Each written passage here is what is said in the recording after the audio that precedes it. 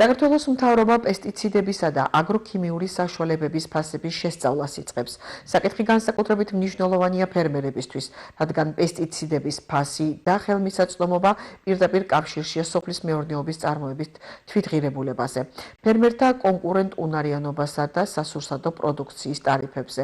გარდა ამისა, ფერმერთა და დარგის სპეციალისტთა ჩართულობით სოფლის მეურნეობის სამინისტრო გამჭვირვალე სისტემის შექმნასაც აანონსებს, რაც პესტიციდების ხარისხსა და რეალური ფასის ხელმისაწვდომობას უზრუნველყოფს.